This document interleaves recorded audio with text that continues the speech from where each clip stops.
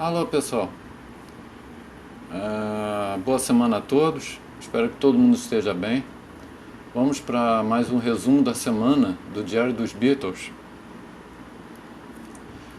Resumo da semana de 9 a 15 de janeiro de 2022. A primeira matéria é sobre um documentário que é o chamado, é o pré-anthology, entende? Foi a ideia inicial e esse documentário não acabou sendo lançado. The Long and Winding Road, o documentário oficial dos Beatles não lançado. The Long and Winding Road foi o título de um documentário proposto por Neil Aspinall, membro de longa data dos Beatles. O conceito original era um documentário que seria o primeiro relato oficial da carreira da banda, contado a partir da perspectiva do grupo, por meio de entrevista e material de arquivo. O início do projeto remonta a 1968, quando o chefe da Apple Films, Dennis O'Dell, que faleceu recentemente, que Deus o tenha, começou a contactar as emissoras de televisão, empresas de cinema, cinejornais para filmagens da banda. Naquele mesmo ano, o grupo autorizou o escritor Hunt Davis a escrever a biografia oficial do grupo. A própria banda, supostamente não satisfeita com o livro final, lançaria a sua própria versão como documentário proposto pelos próprios Beatles. O trabalho no filme continua em 1970. Em fevereiro, do New York Times relatou que, assim como seu próximo filme Let It Be, era o documentário biográfico titulado The Long and Winding Road. Nessa época, o gerente da Apple, Neil Aspinall, era o responsável pelo filme, trabalhando com o pesquisador Neil Burley. A Aspinall continuou trabalhando no filme durante a década de 70, eventualmente produzindo uma impressão inicial.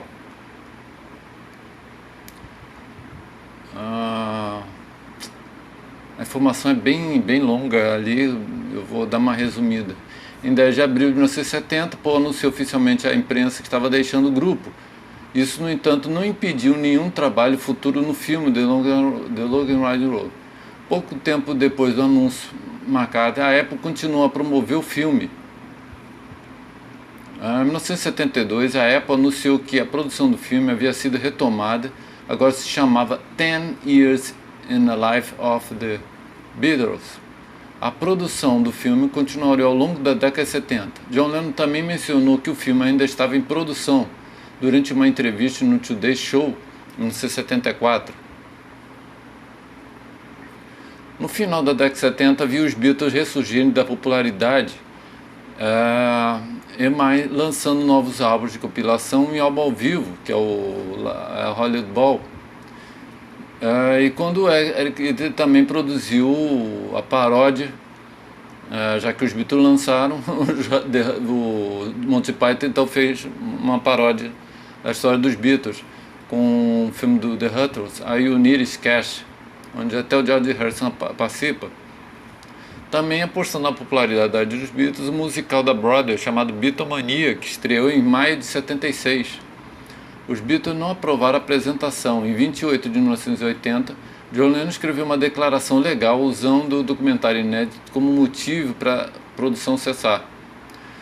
A declaração do John: eu e os outros 3 ex-Beatles temos planos de apresentar um show de reunião. Olha que interessante. Um evento a ser filmado e incluído como final do The Long and Winding Road, o documentário oficial produzido pelos Beatles, que será lançado em meados dos anos 80. Infelizmente, 10 dias depois de escrever essa declaração, John Lennon foi assassinado. Sua declaração foi lida no tribunal em 7 de junho de 1976. Os produtores de Beatlemania tiveram que pagar à Apple 10 milhões e meio de dólares para usar as canções e semelhanças dos Beatles durante aquele período. De acordo com Yoko Ono, o show de reunião aconteceria na Inglaterra. Poucos dias antes de sua morte brutal, John estava fazendo planos de ir para a Inglaterra para uma reunião triunfante dos Beatles. Seu maior sonho era recriar a magia musical dos primeiros anos com Paul, George e Ringo. Ele sentia que tinham viajado caminhos diferentes por muito tempo. Ele sentiu que eles haviam crescido e estavam maduros o suficiente para tentar escrever e gravar novas canções, disse a Yoko. A morte de Lennon colocou os planos de lançamento dos filmes em espera até 1992, quando o projeto foi reiniciado do início com a série de TV chamada The Beatles Anthology. Pois bem, uma cópia dessa impressão vazou, dessa primeira cópia. O projeto foi feito em 1968, mas a cópia que vazou é uma cópia produzida nos anos 70, que é uma cópia, primeira impressão do Neil Armstrong. Por décadas, os fãs dos Beatles desejaram muito ver esse documentário. Em 2015, o selo Bootleg HMC lançou, por meio de sua série Time Gazette, Bootleg, não sei como vou mencionar isso, um DVD do que parecia ser uma cópia de um videotape da obra impressa de Epson. Essa versão do filme foi compilada a partir de imagens de arquivo existentes em novas entrevistas sem narração, mas com os efeitos óticos de tela mencionados na entrevista. Não há créditos ou títulos iniciais ou finais, em vez de créditos finais do filme, mas como se tudo dos Beatles, como um espaço reservado. Lá na matéria tem toda a história, bem longa, contando a história desse documentário. E tem um pedaço de uma cena desse documentário, que é uma cena do John cantando durante as sessões Let It Be e You Hear It Again. Essa cena pareceria depois no Get Back, nesse novo. Mas no Anthology, nesse documentário, a edição é diferente. Então tinha umas coisas legais nesse documentário. Outra matéria, parece que o fundo do baú dos Beatles não tem fundo mesmo.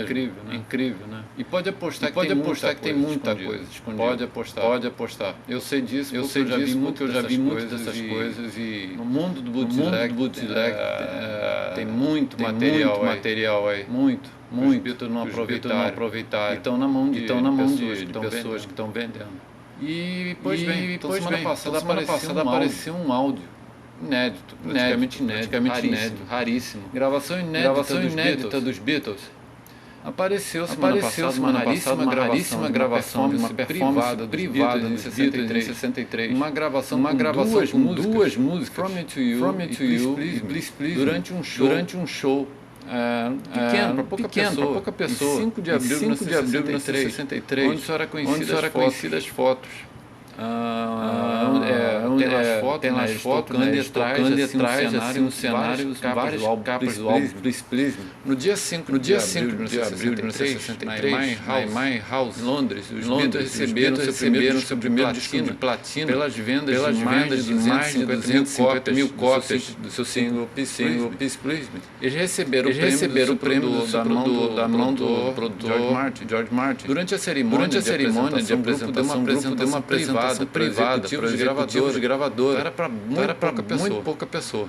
O interessante é que o single From Me to You, tocar a música From Me to You, só seria lançada 6 dias depois. Quer dizer, imagina, o pessoal que estava lá, primeira mão, a música próximo single dos Beatles. E o áudio tá fantástico. Tá lá, é só vocês curtirem lá, tá. O áudio fantástico, simplesmente fantástico. Eles rindo, numa brincadeira, porque é um troço pequeno, um lugar pequeno, para pouca pessoa. Incrivelmente. Pois bem, mais outra matéria. Paul McCartney recebeu triste o prêmio do Hall da Fama do Rock and Roll. Paul McCartney foi introduzido no Rock and Roll of Fame como um artista solo, já que os Beatles foram aceitos primeiro e ele não compareceu por causa de ainda aquele processo na justiça e tal. Além de ser introduzido como membro dos Beatles, durante seu discurso de aceitação para sua indução solo em 1999, Paul expressou gratidão e tristeza por uma pessoa especial em sua vida não estar ali presente com ele. Paul foi introduzido no Rock and Roll Hall of Fame em 1999, não muito depois da morte de Linda. Ele deixou claro que tinha emoções confusas naquela noite. Sabe, isso é brilhante para mim, disse ele.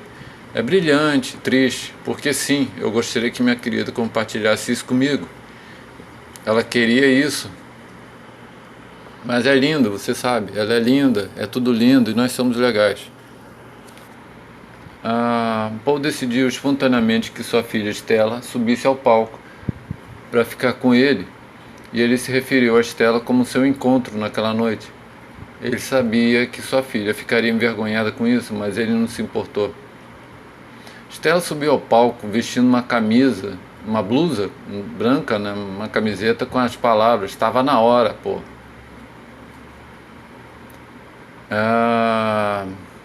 Ela não deu a mínima, opinou Paul. Esses jovens, você sabe, são simplesmente não têm medo.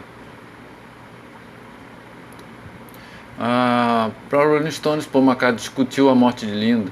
Quando isso aconteceu, obviamente, meu mundo entrou em colapso, lembrou ele.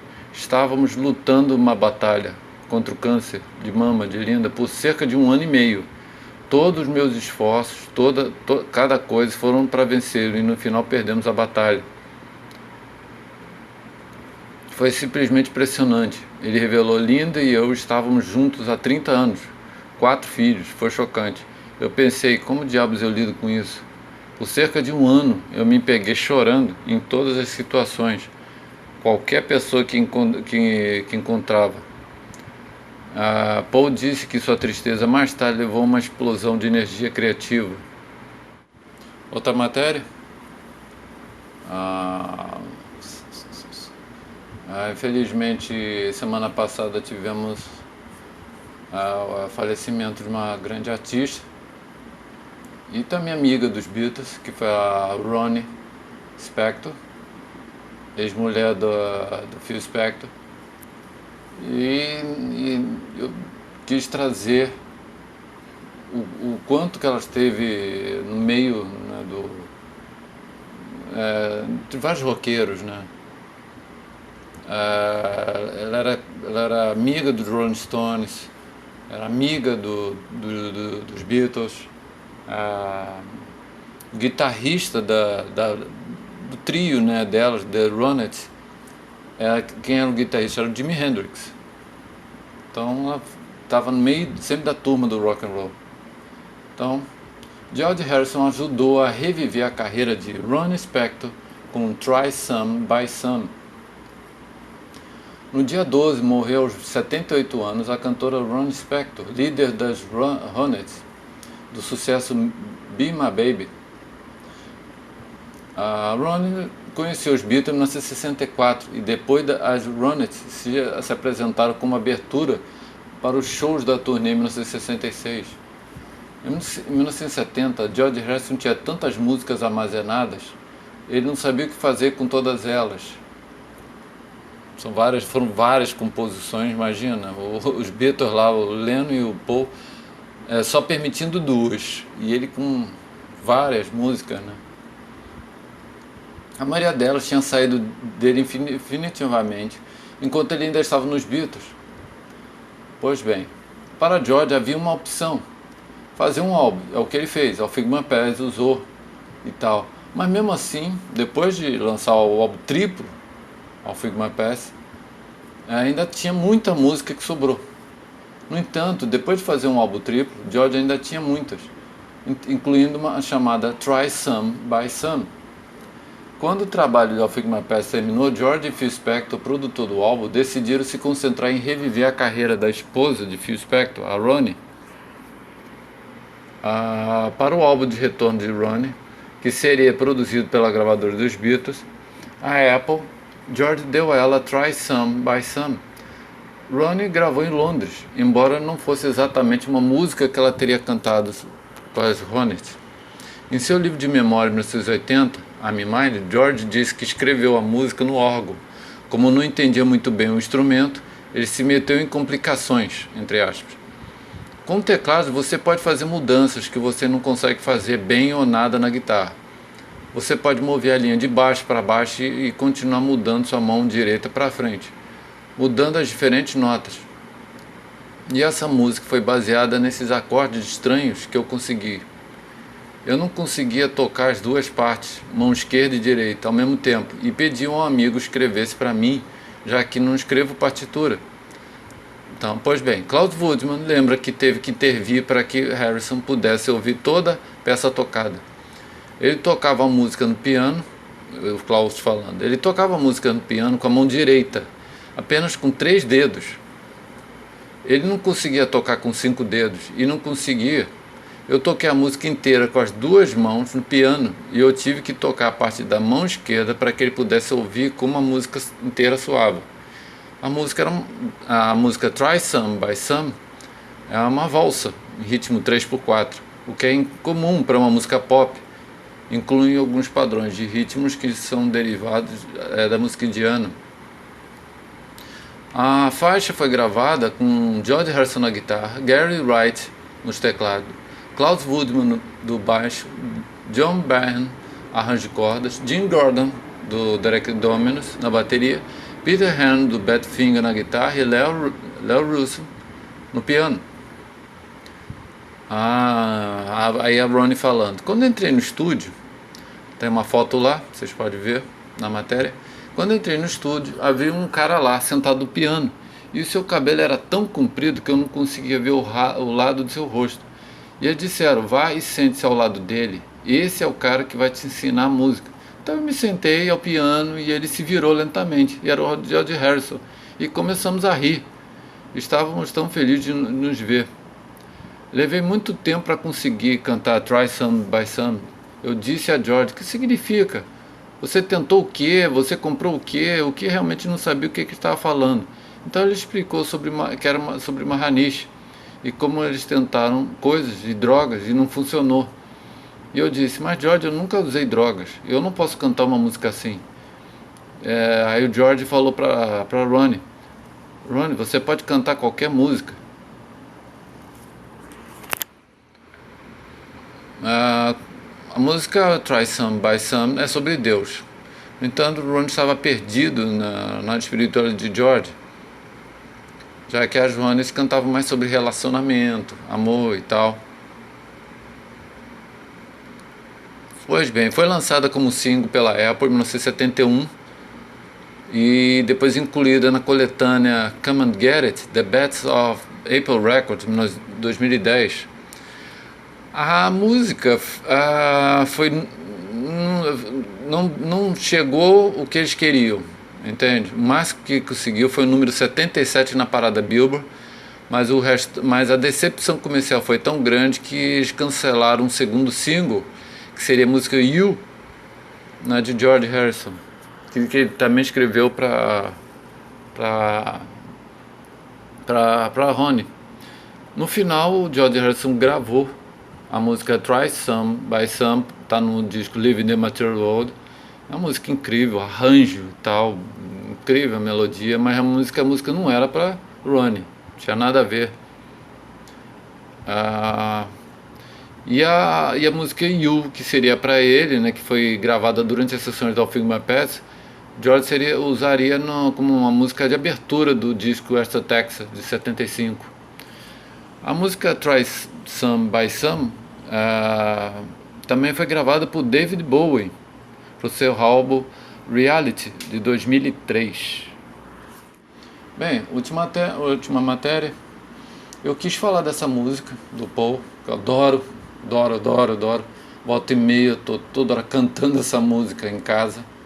Para mim é uma música, para mim é um chiclete. Uma das melhores do disco Tug of War. Para mim é um chiclete, eu adoro essa música. Escuto ela o tempo todo, toda hora eu tô cantando essa música. A música Somebody Who Cares, de Paul McCartney. A música Somebody Who Cares é a terceira faixa do álbum Tug of War, de Paul McCartney, lançado em 1981. O baterista Steve Gadd e baixista Stanley Clarke tremendo de um baixista. Chegaram em Montserrat, onde foram as gravações, no dia 8 de fevereiro de 81. Pois bem, recebi um telefonema enquanto estava em um restaurante em São Francisco, dizendo que Paul McCartney queria gravar comigo. Então fui para Montserrat. Lembro de voar de Antigua em um avião a hélice, não era jato com certeza. O ateliê ficava no meio da selva e eu ficava em um chalé com janelas francesas. Era exatamente o oposto da área industrial onde ficavam os estúdios que eu normalmente gravava naquela época. Eu conheci Paul no Ron Scott, um bar, pub, em Londres. Ele tinha vindo nos ver tocar no New Voyage e então conversamos. Era um novo tipo de banda de jazz, fusion, funk, latino.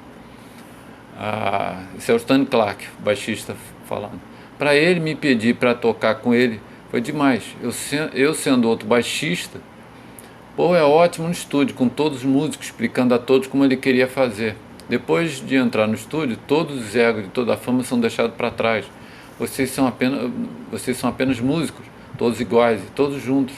Foi um privilégio gravar com Paul. Fiquei lá por cerca de uma semana e pensei que George Martin era o maior produtor de todos os tempos. Eu queria ver como ele e Paul trabalhavam juntos. E mesmo quando não estavam gravando, eu ficava praticamente na sala de controle o tempo todo. Foi ótimo vê-los trabalhar juntos. Houve um momento em que eles estavam tentando descobrir se a fita estava passando rápido ou devagar. George calculou matematicamente, e isso era algo que ele nunca tinha visto ninguém fazer dessa forma. George Martin era foda. Foi tão engenhoso. Stanley Clarke, para a edição de luxo do Tug of War de 2015. Em 9 de fevereiro de 1971, o primeiro dia de gravação com os dois foi gasto em Somebody Who Cares, que acabaram de ser escrito por Paul no dia anterior. E Paul falando: eu escrevi uma tarde de domingo em Montserrat, costumávamos tirar os fins de semana de folga apenas para ter algum feriado, além de gravar. E nesse domingo à tarde eu estava antecipando a chegada de Steve Gadd e Stanley Clarke, que estavam chegando, e eu gostei da ideia de escrever algo para eles. Você sabe, então seria novo para todos. Paul, durante uma entrevista para a revista Club Sandwich, em 1982, um tremendo disco, fantástico, ainda tem Ringo Starr, tem Daddy Lane, tem Stevie Wonder, fantástico. Essa música, então, eu adoro, por isso que eu quis falar sobre ela. Bem, é isso aí, pessoal. Esse foi o resumo da semana do Diário dos Beatles, de 9 a 15 de janeiro de 2022. Espero que todos tenham gostado, que tenham uma boa semana, que Deus esteja com vocês todos. Abraços, valeu e até lá. Fui!